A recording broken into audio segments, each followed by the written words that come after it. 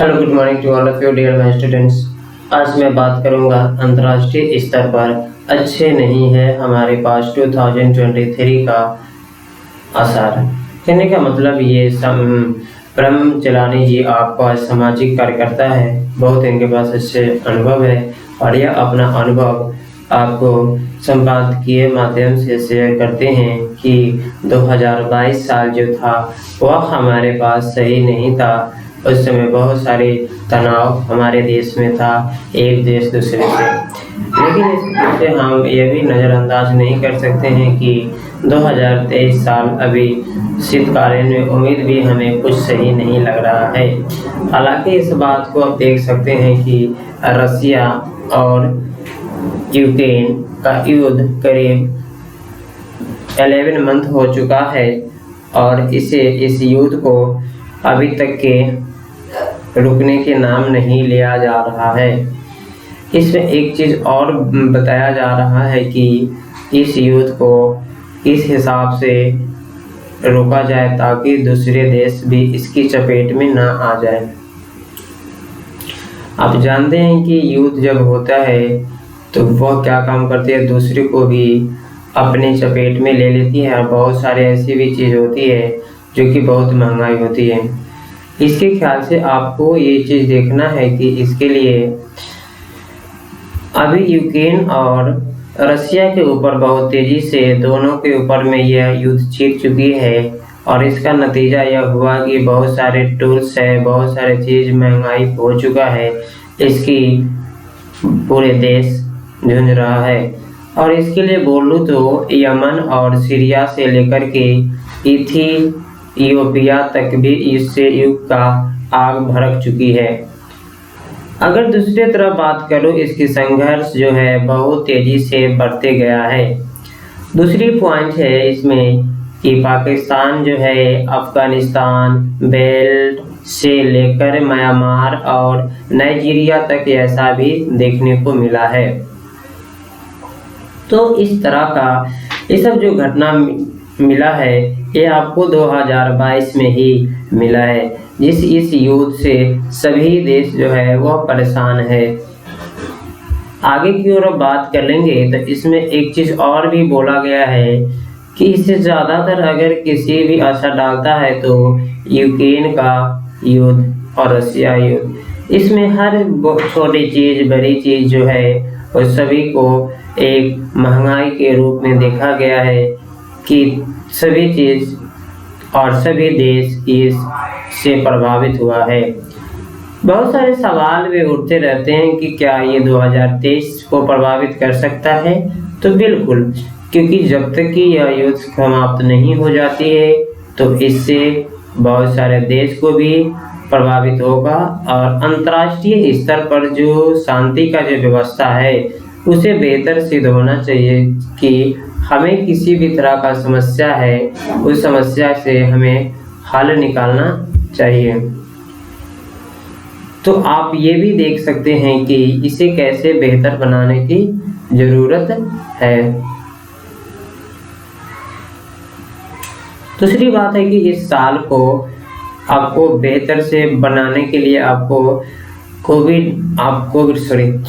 इससे पहले आपको कि किसी भी तरह से युद्ध को रसिया और यूक्रेन को खत्म कराने की बहुत ज़रूरी है।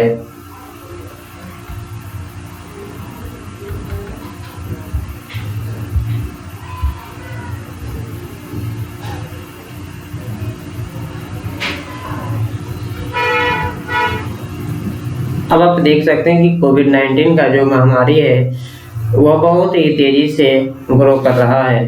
उसका नतीजा यह हुआ कि 2019 वेरी डिफ़िकल्टीज, बहुत कठिन था इस देश में सभी लोगों को, पूरे देश को, कि इस हिसाब से कैसे वो निपटाना पड़े। दूसरी पॉइंट है आपके सामने यह पता होना चाहिए कि इससे बहुत सारे हमारे पास जो वैश्विक ऊर्जा संसाधन है इस सभी को कमी आया है। ये सभी कारण है आपको रसिया के युद्ध और यूक्रेन।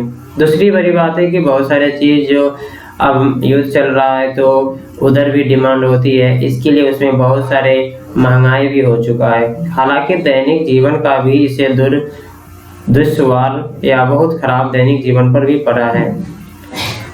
हम इस तरह से अंदाजा नहीं लगा सकते हैं कि कोविड-19 में बहुत बड़ी जो घटना घट चुकी थी और इस पर चीन के तरफ से किसी भी तरह का बयान देने से बच रहे थे, जो कि 2019 में जो कोविड-19 आया था इसके लिए। और चीन के राष्ट्रपति 3 साल पहले किसी भी बयान से बच रहे थे कि नहीं, इस तरह का वायरस हमारे देश से नहीं प्रचलित हुआ था। लेकिन कुछ बार जब चेक हुआ, जांच पड़ताल हुई, तब जाकर के इसके बारे में पता चला कि नहीं, वुहान ऐसी शहर है जहां जगह वहां से कोविड-19 का जन्म हुआ था। आखिर इसका नतीजा कोविड जबरदस्त लहर से पूरे देशों के सामने बहुत मुश्किल में खड़ा कर दिया था।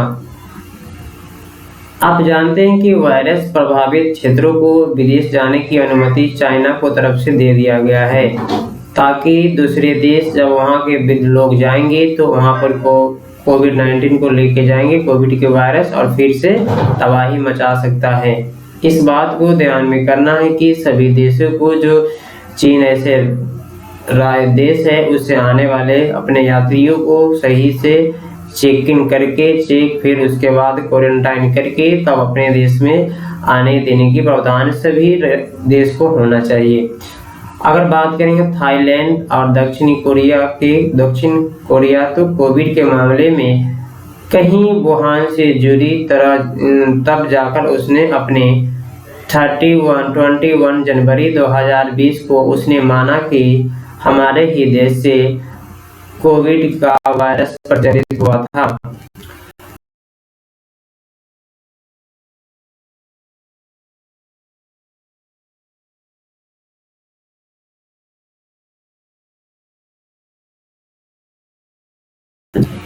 तभी आपको यह समझ सकता है कि इसका मानव से मानव में किस तरह का प्रवेश होता है और इसे कैसे प्रयोग किया जाता है, इसकी ग्रोथ रेट क्या है। दूसरी वाली बात है कि आप देखते हैं कि अंतर्राष्ट्रीय कानून जो बना है वह आपको उसका शक्ति का विरुद्ध होता है, शक्ति के विरुद्ध ही देखा जाता है। जब भी कुछ बात होती है तो वह आपको शक्तिशाली पर नहीं, निर्मल लोगों के विरुद्ध ताकतवर लोग का इस्तेमाल किया जाता है।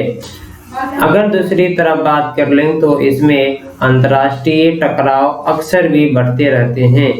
इसमें बड़े शक्तिशाली सुरक्षा बढ़ते हैं, जबकि शक्तियों अपनी सुरक्षा के बारे में यह प्रतिबद्ध है कि उभरती हुई शक्तियों को काट के हिसाब से प्रभावित क्षेत्र का विस्तार भी शामिल है। चाइना की तरफ से यह भी है, उनका विस्तारवादी नीति भी तो है और इसमें विस्तार भी शामिल है। यदि किसी महाशक्ति को लगे तो उसके प्रारंभिक प्रभाव वाले दायरे का भी देश प्रतिबंधित शक्तियों के पाले में जा रहा है। इस तरह का संभव बहुत ही खतरनाक है, लेकिन करीब 20% हिस्से का प्रभाव दबदबा के हिसाब से देखा जा रहा है। आपको मैं एक चीज बता दूं कि इसके लिए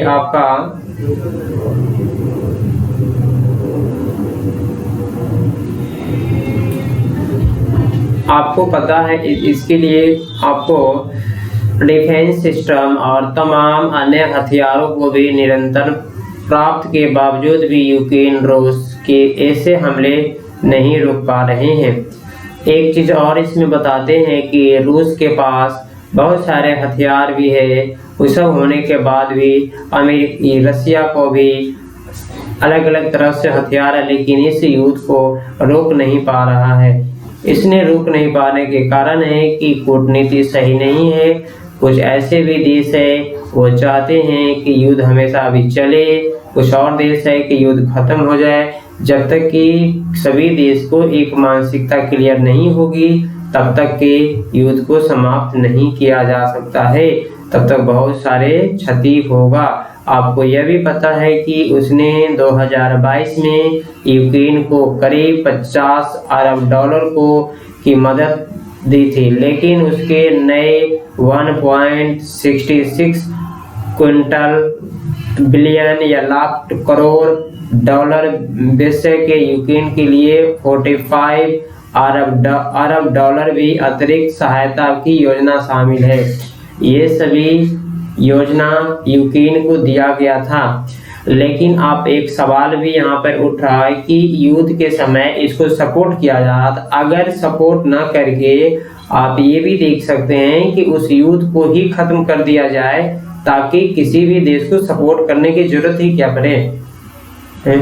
अब कुछ ऐसा हो सकता है ना कि किसी भी देश को सपोर्ट करने के लिए अपनी फायदा देखते हैं, जो कि मेरा हथियार जो भी वेपन है ये सभी दूसरी कंट्री को दिया जा रहा है, इससे हमारे कंट्री का इकोनॉमिक स्थिति जो है इसका सही हो रहा है। लेकिन इस तरह का हरकत करने से सभी देश को बचना चाहिए। जहाँ तक की बात है युद्ध का, तो युद्ध में सभी देश को एक साथ उसको सॉल्यूशन पर फोकस करना चाहिए। दूसरी ओर मैं ये बताना चाहता हूँ कि इस तरह का निगत 7 दशकों से यूरोपीय देश से मिली सबसे बड़ी अमेरिकी वित्तीय सहायता है, यानी कि उससे पहले इस तरह का सहायता बहुत बड़ी सहायता है जो कभी नहीं दिया गया था अमेरिका की तरफ से। आखिर इसमें अमेरिका लाभी को यह किफायती लगा, क्योंकि अमेरिकी रक्षा बजट का मालूमी हिस्सा है। इसमें अमेरिका को अपना एक भी सैनिक गंवाया नहीं है, लेकिन शक्तियों को कुंद करने के सहायता के माध्यम से यूक्रेन को अमेरिका का ध्यान हिंद प्रशांत क्षेत्र में बढ़ती रणनीति को चुनौती से भटका रहा है। इसे नज़रअंदाज भी नहीं कर सकता है कि इसमें बहुत बड़ी खतरा का भी बढ़ गया है।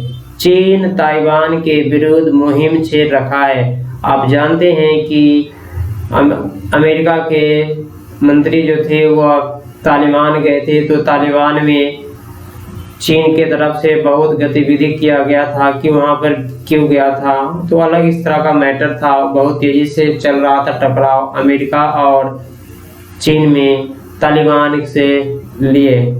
लेकिन ये भी बात है कि इसके लिए राष्ट्रपति चुना भी गया, और मैं ये भी बताऊंगा कि और बहुत सारी बातें होती रहती है इसमें, इसलिए आप इसके एक शॉर्ट नोट्स बना करके और आप अपनी नॉलेज को डेवलपमेंट कर सकते हैं। Thank you.